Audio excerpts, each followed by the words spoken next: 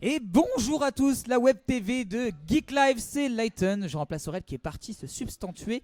Nous sommes toujours à la web TV de Geek Live et aujourd'hui on reçoit le premier magazine européen à être spécialisé dans les jeux vidéo et Cocorico c'était en France. On reçoit trois des auteurs de ce magazine culte, Cyril Drevet, El Didou et Matt Murdock de Player One. Bonjour à vous trois, merci Bonjour, de bonjour. vous recevoir. Bonjour. Écoutez, on est ravis de vous recevoir ici à Geek Life. C'est un plaisir de faire redécouvrir à des gens qui ont grandi avec votre magazine et aussi faire découvrir aux plus jeunes qui n'ont pas connu, parce que maintenant c'est plus numérique, qui n'ont pas connu le magazine papier qui était pourtant quelque chose de très noble. Entre la création il y a 30 ans et il y a 20 ans, la mort du magazine, qu'est-ce qui a changé pour vous entre-temps ? Bah déjà on détruit plus les forêts, donc c'est déjà pas mal. Non bah il y a Approuvé par Greta du coup. Il y a un petit truc quand même, un petit détail qui a changé, c'est l'arrivée d'Internet. Parce que nous on n'avait pas Internet, donc je pense que c'est même pas imaginable pour un jeune d'aujourd'hui de se dire comment on pouvait travailler à l'époque sans Internet et même sans téléphone portable d'ailleurs. Donc tout ça c'était très particulier. Et puis ce qui a changé, c'est que cette révolution numérique, elle a tué la presse papier justement. Et maintenant ce sont des médias totalement différents. Est-ce qu'on aurait pu faire Player One aujourd'hui peut-être sous une autre forme. En tout cas voilà. Ça vous a jamais tenté du coup de refaire Player One sous une autre forme ? Non, je pense que c'était une époque. On a fait ça à une époque. Disons qu'il y a eu des synergies qui se mettaient ensemble, quoi. On va pas recréer le passé. Voilà, ça a été fait, c'était cool. Mais ça sert à rien de refaire ce qui a été fait. Maintenant, il faut faire d'autres choses, quoi. Je sais pas, Guillaume, non, qu'est-ce que t'en penses ? Moi, je suis resté sur on va pas recréer le passé. Je trouve que c'est une belle phrase. C'est bien dit.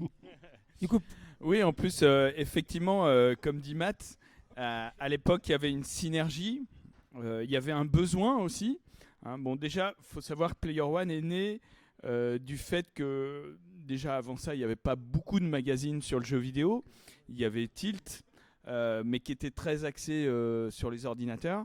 Et nous, on est arrivé au moment où Nintendo, c'était une période où la première génération de consoles, donc les générations d'Atari, Atari, Mattel Intellivision, ColecoVision, avaient complètement disparu.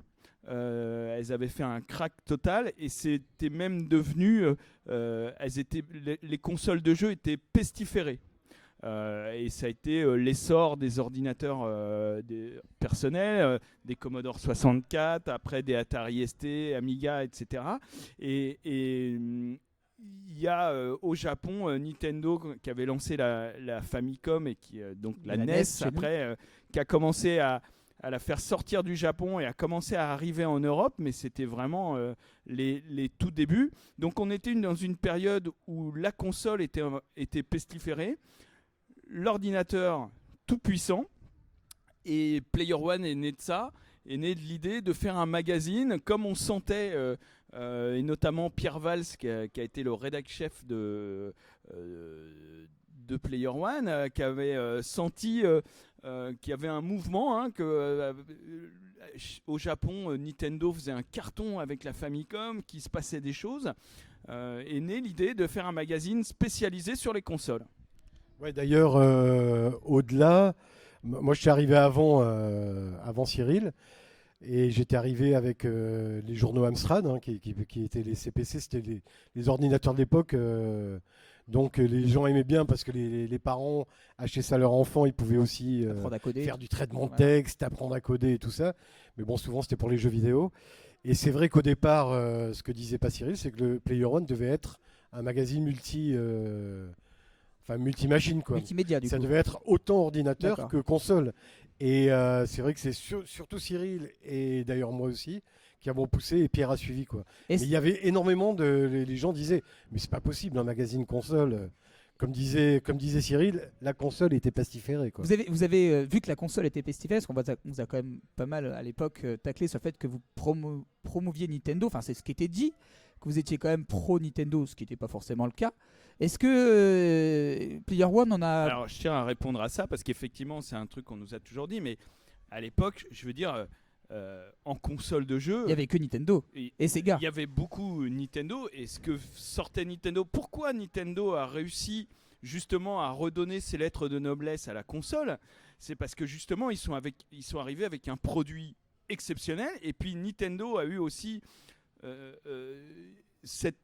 peu cette prescience que le jeu doit prédominer au hardware, que le software est plus important que le hardware. Donc, ils sont arrivés avec cette idée de faire des studios avec Miyamoto, les débuts de Miyamoto, et de vraiment mettre le focus sur les jeux. Et donc, ils sont arrivés avec des produits qui étaient exceptionnels. Et nous, on n'était pas plus Sega ou Nintendo. Simplement, on voyait tous les jeux qu'on aimait, les meilleurs, ils étaient sur Nintendo. Oui. Après, bon, c'est vrai qu'il y avait des trucs bien aussi sur Sega, mais après, on voit quand Guillaume est arrivé après, lui, directement, il a foncé dans la PlayStation, il me semble. Hein. Toi, t'es plutôt... Non, Nintendo d'abord. Est-ce que c'est vraiment intéressant? Je sais pas, mais... Bon, en tout cas... Non, mais après, les gens disaient ils sont PlayStation. Les gens disaient... On était Nintendo aussi. Non, mais il y a un truc aussi qu'il faut pas oublier. Tiens-moi le micro, je préfère. Il y a un truc qu'il faut pas oublier, c'est que les jeux vidéo, les médias n'aimaient pas. Ah oui, voilà. Mais les ados aussi n'aimaient pas. C'est-à-dire que dépasser 12 ans, plus bas, Oui, c'est- dépasser 12 ans quand tu joues aux jeux vidéo, t'étais un débile mental. Oui, quoi. c'était considéré C'est-à-dire comme que quelque chose moi, de mes gamin. potes à 18 piges, je me trimballais avec ma Super Nintendo, ils me prenaient pour un débile, quoi. Ils disaient, mais tu joues à quoi? Après, une fois que tu avais branché dans la soirée, tout le monde était sur Street Fighter. Mais à l'époque, le jeu vidéo, c'était les ringards. Et qui justement, jouaient quand je t'avais voulais arriver à 17 cette piges. question-là, Non, c'est j'ai pour pas ça que- fini. Pas de souci. Je préfère. Et ça, c'est en revanche, là, c'est PlayStation qui a réussi à dépasser ça. C'est-à-dire que PlayStation, ils sont arrivés un jour après Nintendo et Sega, ils ont dit, nous, c'est les adultes qui nous intéressent et les jeunes adultes. Et là, Nintendo, Sega, tout le monde rigolait en disant, c'est pas possible. Ils ont fait la PlayStation et maintenant, c'est cool. Parce que maintenant, c'est cool de voir des adultes qui jouent et tout. Mais nous, à notre époque, je te dis, t'avais 16 piges, tu jouais aux jeux vidéo, t'étais un ringard, tu serrais pas de meuf. Bon, là, il sert toujours pas de meuf. Mais nous, à l'époque, on jouait et on serrait quand même des meufs. Donc du coup, je voulais en venir justement à vous poser cette question-là. Vu qu'on savait que le jeu vidéo était pestiféré à l'époque, faut dire ce qui était. Est-ce que ça vous a pas posé des problèmes au début dans Player One dans leur... C'est-à-dire quel type de problème Au niveau, par exemple, de la reconnaissance dans les médias traditionnels. Ah c'est sûr que, par exemple, moi je faisais, enfin plus sur Amstrad, je faisais les rubriques musique, bande dessinée, tout ça. Les mecs nous considéraient comme des demeurés, des attardés. Et je pense qu'Olivier aussi, Olivier Richard qui faisait le cinéma, il a galéré comme un chien, mais on a réussi au bout d'un moment à avoir le logo partout. Parce que le problème, c'est qu'on vendait quand même 4 fois plus que les journaux de culture normale, quoi. Donc, Et justement, pour rebondir sur ce que tu dis, Matt, vous avez été parmi les premiers à faire un magazine généraliste sur les jeux vidéo. Est-ce que vous attendiez à une telle ampleur, un tel essor au niveau du magazine, que ça marche autant? je me rends pas compte si ça a marché autant que ça, mais en tout cas, c'est vrai qu'on vendait bien. Mais je crois aussi que c'était générationnel, quoi. Les gens voulaient un magazine qui parle de cette culture. Je crois même qu'inconsciemment, le lecteur, il se rendait compte qu'il y avait une culture qui lui échappait, que ailleurs on n'en parlait pas, donc nous on en parlait, quoi. En fait, on se posait pas la question. Est-ce que ça va marcher ou pas, quoi. Nous, on avait une passion, on avait envie d'en parler. Ce qui a vraiment fait l'essence de Player One et peut-être qui lui a donné son statut un peu particulier, qui fait qu'encore aujourd'hui on est là à en parler, c'est que on était les prémices de la pop culture. En fait, tous, on aimait le jeu vidéo, mais aussi on aimait toute la pop culture, c'est-à-dire qu'on était fan de manga, on était fan, et croyez-moi qu'à l'époque on était vraiment les premiers, hein. Le manga, c'était pire que le jeu vidéo. On se rappelle On de était Ségolène fan de Royal, par manga, rapport on à était ça. fan de films américains, on était fan de musique, y compris de BO de jeux ou d'animés. On a été les premiers à se dire, on va mettre tout ça dans un magazine, et à se dire que c'est pas que le jeu vidéo, c'est pas que un simple jeu, ça regroupe toute une culture, la fameuse pop culture. Tu avais quelque chose à ajouter, Guillaume? Ouais, j'ai un truc génial à dire. Non, mais pourquoi le magazine il marchait aussi? Les jeux coûtaient quand même super cher. C'est vrai. À l'époque, il n'y avait pas Internet. Et avant de mettre tes sous dans un jeu, bah, tu étais bien content que quelqu'un te fameux dise CD de c'est bien démo. ou c'est pas bien. Les- Quoi. Et c'était aussi le succès de Player One, où les mecs, en général, on trichait pas vraiment et on allait au bout des jeux. Donc on faisait un vrai test. Et c'est comme ça qu'on avait aussi notre public, parce que ça coûtait combien un jeu à l'époque? C'était Cher. C'était très cher. c'était- Bah, ouais, c'est encore cher, d'ailleurs, 300 francs le aujourd'hui. jeu. Ouais, Ouais, hein, c'était ça. maintenant, tu peux savoir grâce à Internet. À l'époque, tu n'avais pas le choix. Tu étais obligé de passer par un magazine pour savoir s'il fallait acheter le jeu ou pas. Oui, c'est D'accord. vrai qu'il y avait très peu de. Bien sûr que c'est vrai, parce que je mange jamais. Non, mais c'est vrai qu'on en parlait très très peu. T'as déjà dit c'est vrai. Bon, et non, mais maintenant, t'achètes Libération, il y a. Non, personne n'achète Non, Libération. jamais, ne le faites plus, ne le faites plus. Non, mais c'est pas la À question. moins que vous ayez plus de papier toilette, n'achetez pas Libération. Non, mais je parle sur le net ou même tu veux. Bon, tu lis n'importe quel. Partout, tout le monde parle du jeu, donc tu peux avoir un avis. Mais à l'époque, c'était vraiment très très compliqué. Oui. Quoi. C'est-à-dire qu'il n'y avait aucun média hors média très spécialisé qui parlait du jeu. En plus, il n'y avait pas Internet, donc il y avait, les gens n'étaient pas informés de ce qui arrivait. Et comme nous, on était spécialisés sur les consoles, donc en plus, par rapport à des tilts et tout ça, on allait vraiment chercher l'info, très spécialisé sur les consoles. Donc tout le public qui commençait à se mettre sur la NES, après sur la Master System de Sega, ensuite sur la SNES, bah, on était quand même pour eux la seule source d'information, parce que dans les autres médias, comme le dit Matt à l'époque, il n'y avait pas dans les journaux mainstream, il y avait pas de il y avait pas de rubrique à l'époque, il n'y avait pas de rubrique. Les seules sources d'infos, c'était nous. Et justement, en parlant de pop culture, est-ce que vous vous rendez compte? Attends, tu regarderas après, tu dis justement à chaque fois. C'est possible. Ah oui, oui, j'ai un tic de langage. J'ai un tic de langage, effectivement. C'est son même. Voilà, c'est mon mime du coup. Mais je vais pas essayer de dire justement d'ailleurs. Est-ce que vous vous rendez compte qu'aujourd'hui vous appartenez à la pop culture française? Moi j'ai un exemple, j'ai un exemple flagrant en tête. Il y a un bel hommage à Player One dans un épisode de Bref. Il y a une couverture, et oui, il y a une couverture donc ils appellent ça Player 3000, et c'est exactement une reproduction d'une couverture de Player One. Et on voit même dans les trucs où il dit qu'il a grandi dans les années 90, on revoit encore des références à Player One. Est-ce que vous le ressentez quand vous venez en convention comme ça, ou quand vous faites partie de ce paysage de la pop culture française quelque part? Moi j'allais dire suceur. J'allais dire. J'allais dire, Aurais-je coupé le réussir, sifflet à El Didou? réussir à sécher Didou. Là, mon gars, là, J'allais dire, il nous suce ou il dit la vérité? C'est ça le truc. Eh non, c'est la vérité. Bah, merci. Voilà, alors je suis séché. Donc il nous lèche apparemment plutôt. Non, alors, moi, pour répondre, pas du tout. Franchement, j'ai pas du tout l'impression. D'accord. Moi, je suis très content d'avoir appartenu à tout ça. Ça me touche énormément, ça compte énormément dans ma vie.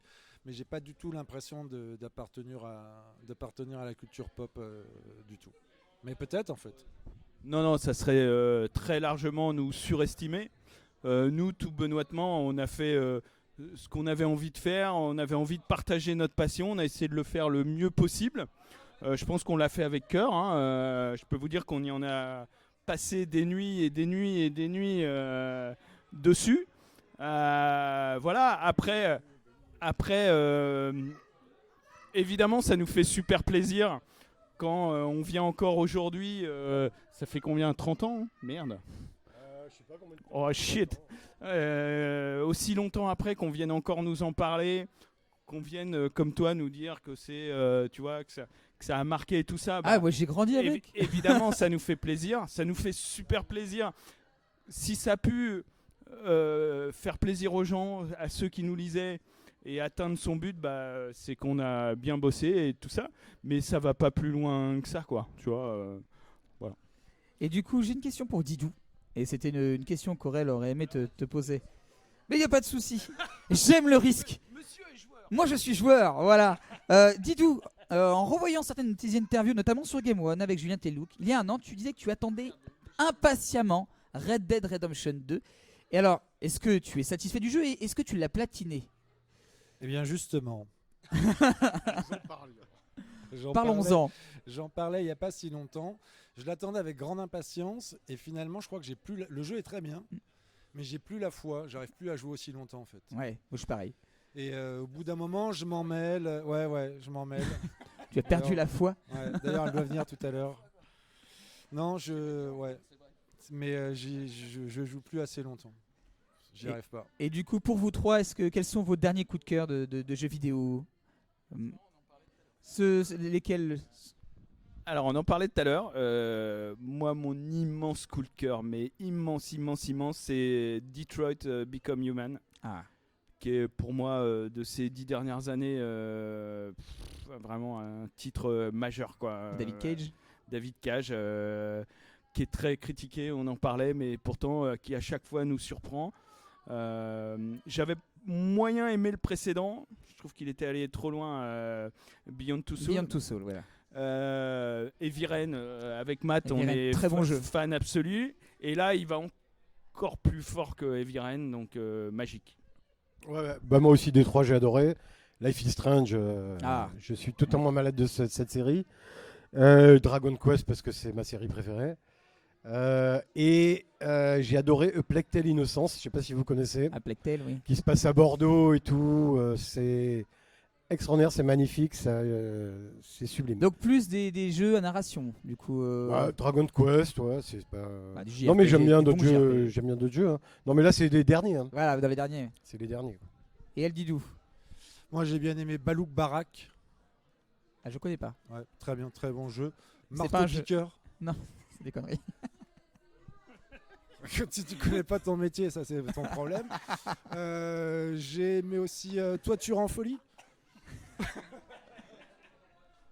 J'ai l'impression qu'on me prend pour un con. c'est Bah, Ra- tant pis, si vous aimez pas les jeux Toiture vidéo, en vous le folie, dites tout de c'est suite, et puis c'est Wrecking Crew.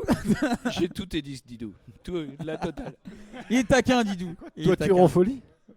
Bah, Toiture en folie, t'es un couvreur.